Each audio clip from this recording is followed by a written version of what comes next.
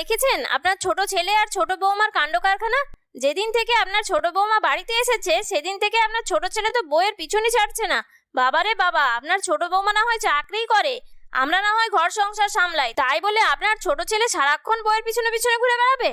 আগে তো আপনাকে কত জায়গায় ঘুরতে নিয়ে যেত, কিন্তু যবে থেকে আপনার ছোট বৌমা বাড়িতে এসেছে সেদিন থেকে তো আপনার ছেলে আর আপনাকে পাত্তাই দেয় না। আর আপনার ছোট বৌমাই বা কেমন ভাবুন তো, ও তো বুঝিয়ে বলতে পারে আপনার ছোট ছেলেকে।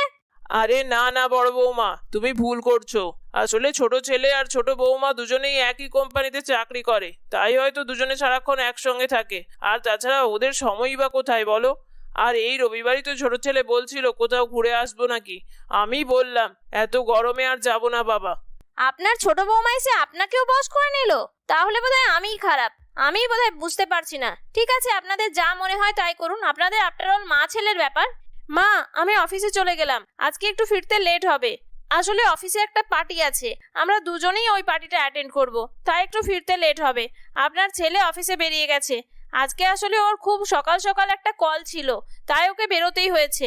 আর মা, আপনাদের জন্য ব্রেকফাস্ট বানিয়ে দিয়ে গেছি, ঢাকা দেওয়া আছে টেবিলে, আপনি সময় মতো খেয়ে নেবেন। আর সময় মতো কিন্তু ওষুধটাও খেয়ে নেবেন, আপনার কিন্তু প্রেসার খুব আপ ডাউন করছে কদিন ধরে। আরে হ্যাঁ হ্যাঁ বৌমা, আমি ওষুধ খেয়ে নেব, তুমি চিন্তা করো না। যাও তুমি অফিসে যাও। কিন্তু তুহিন আমাকে একবারও না বলেই চলে গেল। যাই হোক, তাড়াহুড়ো ছিল, হয়তো বেরিয়ে গেছে। যাও তুমি সাবধানে যাও। ছোট বউ অফিসে চলে গেল। তারপর মীনাক্ষী দেবীর বড় বউ বলল, দেখলেন তো মা, দেখলেন আপনার ছোট ছেলের কাণ্ড কারখানা? আগে তো আপনাকে না বলে বাথরুমেও যেত না, আর এখন কিনা অফিসে চলে গেছে আপনাকে না জানিয়েই। ঠিক আছে, আমার কথা তো আপনার খারাপ লাগে? আপনি নিজেই ব্যাপারটা বিচার বিবেচনা করে দেখবেন। আপনার ছোট বৌমা খাবার বানিয়ে দিয়ে গেছে, চলে আসুন, খেয়ে নেবেন। বড় বৌমাকে তো আমি বললাম ঠিক আছে, কিন্তু আমিও এই ব্যাপারটা কয়েকদিন ধরেই লক্ষ্য করছি। আমার ছেলেটা কেমন যেন পাল্টে যাচ্ছে। আর আজকে তো আমি অবাক হয়ে গেলাম, আমার ছেলে আমাকে না বলে অফিসে চলে গেল। আমি কিছুই বুঝতে পারলাম না। যাই হোক, ছেলের সঙ্গে একবার কথা বলে দেখতে হবে। এরকম ভাবে কিছুদিন কাটতে লাগলো। তুহিন এবং রিম্পার অফিসের ব্যস্ততা খুবই বেড়ে গিয়েছিল, তাই তারা দুজনে একদমই বাড়িতে টাইম দিতে পারতো না। কিন্তু রিম্পা যতটা সম্ভব চেষ্টা করত বাড়ির সব কিছু কাজ করে যাওয়ার। এরকমই একদিন, মা, আমার আজকে খুব লেট হয়ে গেছে, আমি বেরিয়ে গেলাম। তুহিন, তুমি কি এখন বেরোবে না একটু পরে বেরোবে? আমার আজকে জরুরি একটা কাজ আছে, আমাকে তাই এক্ষুনি বেরিয়ে যেতে হবে। আরে বৌমা, আসতে যাও, এত তাড়াহুড়ো করো না। আর টিফিন নিয়েছো? টিফিন টিফিন কি করে নেবে? ও তো ব্রেকফাস্টই বানায়নি আজকে। আমি আছি বাড়ির কাজের মাসি, আমিই সমস্ত কিছু বানাবো।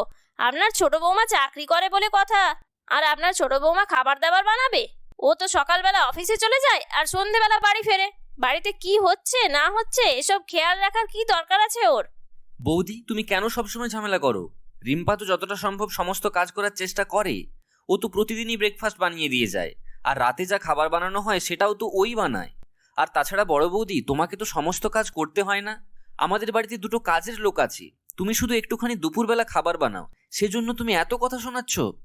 দেখুন মা, দেখুন, ভাই এখন আমাকে কথা শোনাচ্ছে। সেই 5 বছর বিয়ে হয়ে এসেছে আমার, তখন থেকে আমি তুহিনকেই ভাই বলে ভেবে এসেছি। আর আজকে দেখুন, ওর বউকে বাঁচাতে ও কত কিছুই না বলছে। আমি নাকি সারাদিন কোনো কিছুই কাজ করি না, আপনার ছোট বৌমাই নাকি সমস্ত কাজ করে। আমার আর কিছু বলার নেই, আমার তো কোনো সংসারে অবদানই নেই। তাহলে আমি না হয় বাপের বাড়ি চলে যাই। এমনিতেও আমার মা কদিন ধরেই অসুস্থ, আমাকে ডাকছে, কিন্তু আমি সংসারে কাজের চাপে যেতে পারছি না মায়ের কাছে। এখন যখন আপনার ছোট বৌমা চলে এসেছে, সবকিছু সামলে নিচ্ছে, তখন না হয় আমি বাপের বাড়ি চলে যাই, তাহলেই বোধহয় আপনাদের শান্তি হবে। বৌদি, শুধু শুধু তুমি আমাকে ভুল বোঝো না। আমি তোমাকে এভাবে কিছুই বলতে চাইনি। আমি তো তোমাকে শুধু বলেছি যে রিম্পা কি করে আর তুমি কি করো। তুহিন, তুই কি ভুলে গেছিস কার সঙ্গে কিভাবে কথা বলতে হয়? ও তোর বড় বৌদি, ভুলে যাস না।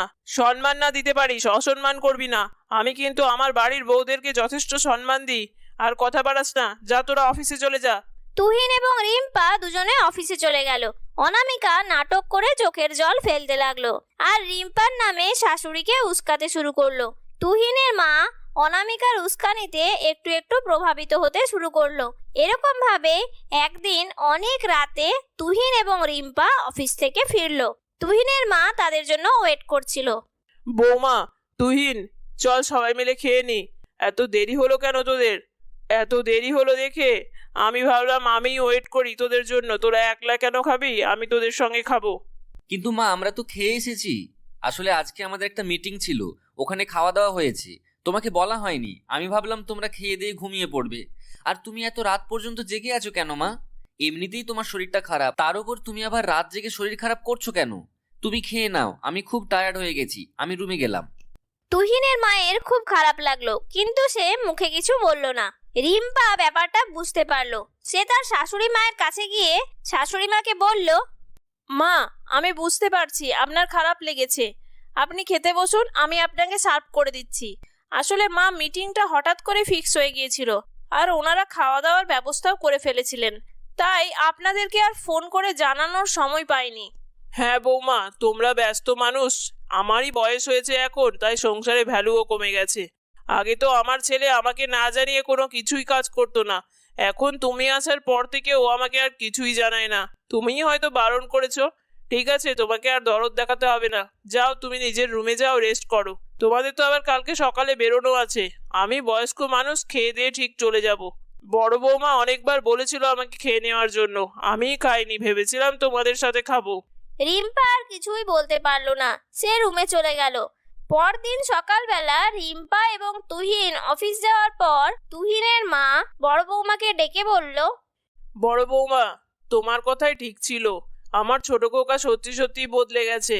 ও এখন আর আমাকে সেরকম একটা ভালোবাসে না। বই এখন ওর জীবনের আসল। যাক মা, আপনি না হয় দেরিতে হলেও বুঝলেন।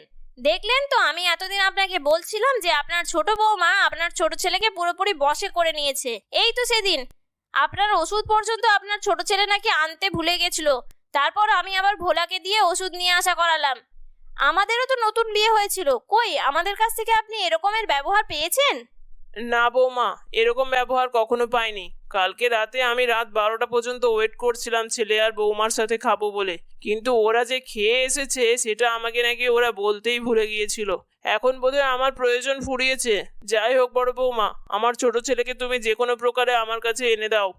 আপনাকে ওইসব কথা একদম আর চিন্তা করতে হবে না। আপনার কাছ থেকে যখন পারমিশন পেয়ে গেছি, তখন আপনার ছোট বৌমাকে কিভাবে জব্দ করতে হয় সেটা আমি দেখে নিচ্ছি।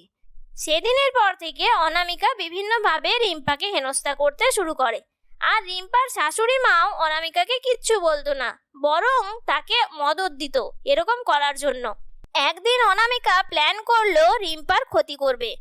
সেই জন্য অনামিকা কিচেনের মেঝেতে তেল ঢেলে রেখে দিল। রিম্পা ঠিক বাড়ি থেকে অফিসে যাওয়ার টাইমে, কই রে ছোট, তোর তো দেরি হয়ে যাচ্ছে, তুই যা অফিসে চলে যা। আর দেখ, কিচেনের টেবিলে খাবারটা রাখা আছে, ওখান থেকে খাবারটা নিয়ে চলে যা। বৌদি, তুমি আমার প্লিজ খাবারটা এনে দাও না একটু, আমার খুব দেরি হয়ে গেছে। দেখো এখনো আমি কলে আছি, প্লিজ খাবারটা এনে দাও। অনামিকা পড়ল মহা বিপদে। যেহেতু অনামিকা জানতো যে সে কিচেনের মেঝেতে তেল ঢেলে রেখেছে, তাই সে কিছুতেই কিচেনে যেতে চাইছিল না। হঠাৎ করেই তাদের এই সমস্ত কথা শুনে তুহিন গেল কিচেন থেকে খাবার নিয়ে আসতে। আর যেহেতু তুহিন জানতো না যে কিচেনের ফ্লোরে তেল ঢালা আছে, তাই তুহিন তেলের মধ্যে পা দিতেই পা পিছলে একদম পড়লো মাটিতে। ওরে বাবা, এটা কি ছিল কিচেনের ফ্লোরে? আমার তো মনে হয় কোমরটাই ভেঙে গেল। আমি আর মনে হয় কোনোদিন হাঁটাচলা করতে পারবো না। সবাই দৌড়ে কিচেনে এলো তুহিনের আওয়াজ পেয়ে। কি হলো বাবা, তুই পড়ে গেলি কি করে? ওঠ ওঠ, আস্তে আস্তে ওঠ। হায় ভগবান, এ কি হলো আমার ছেলেটার সাথে? বৌমা, তাড়াতাড়ি অ্যাম্বুলেন্স ডাকো, আমার ছেলেটাকে হসপিটালে নিয়ে যেতে হবে। এই বলে তারা তড়িঘড়ি তুহিনকে নিয়ে হসপিটালে চলে গেল। পড়ে গিয়ে তুহিনের পা ভেঙে গিয়েছিল। যেহেতু ডক্টর পায়ে প্লাস্টার করে দিল, তাই 1 মাস বেড রেস্ট দিল তুহিনকে। কয়েকদিন পর তুহিনকে তারা হসপিটাল থেকে বাড়িতে নিয়ে এলো। আমি আপনাদের কাছে একটা কথা স্বীকার করতে চাই আজকে। আসলে তুহিনের এই অবস্থার জন্য আমিই দায়ী। কি বলছো বড় বৌদি, তুমি কি করেছো? আসলে আমি তোমাকে হেনস্থা করব বলে কিচেনের ফ্লোরে তেল ঢেলে রেখেছিলাম। আমি ভেবেছিলাম টিফিনটা নিতে হয়তো তুমিই কিচেনে ঢুকবে, আর তুমি পা পিছলে পড়বে, আর তাতে করে তোমার পা ভাঙবে, আর তোমার অফিসে যাওয়া ঘুচে যাবে। কিন্তু আমি কোনোভাবেই বুঝতে পারিনি যে তুহিন ওখানে চলে যাবে। আমি আটকাতে যাওয়ার আগেই তুহিন ওখানে ঢুকে পড়ে এবং পড়ে যায়। বড় বৌমা, এটা তুমি খুব অন্যায় করেছো। তোমার উস্কানিতে আমি দিনের পর দিন ছোট ছেলে আর ছোট বৌমাকে কতই না অপমান করেছি। আমি ভেবেছিলাম হয়তো আমার ছেলে আর বৌমা পাল্টে গেছে, আর তুমি এতবার করে আমাকে দিনের মাথায় বলতে যে আমার ছোট ছেলে আর ছোট বৌমা পাল্টে গেছে, যে আমি তোমার কথায় ধীরে ধীরে প্রভাবিত হতে শুরু করি। মা, তুমি এরকমটা কেন ভাবছো যে আমি বিয়ে করেছি মানে আমি তোমাদের থেকে আলাদা হয়ে গেছি? তুমি যেমন আমার মা, মাই থাকবে, তোমার জায়গা কেউ নিতে পারবে না। আর বড় বৌদি, তোমাকে তো আমি আমার দিদির মতো ভাবি, তুমি কেন এরকমটা করতে গেলে? আর রিম্পা তো তোমাদের কথা সব সময় ভাবে, যাতে করে আমাদের সংসারে সচ্ছলতা থাকে, সেই জন্য ও আমার সাথে দিন রাত পরিশ্রম করে।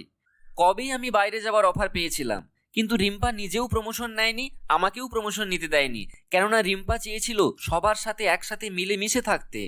বৌদি, আমি তোমাদের সবাইকে খুব ভালোবাসি, তোমরা যাতে করে ভালো থাকো আমি সেটাই সবসময় চাই, তাই আমাকে ভুল বুঝো না।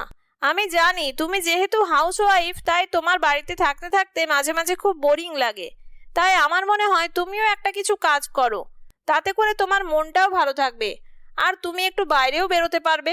আসলে বাড়িতে থাকতে থাকতে তোমার মনে হয় মনের অবস্থা খুব একটা ভালো নেই, তাছাড়া দাদাও থাকে বাইরে, সেই জন্য তুমি আরো একা হয়ে পড়েছো, আমি বুঝতে পারছি।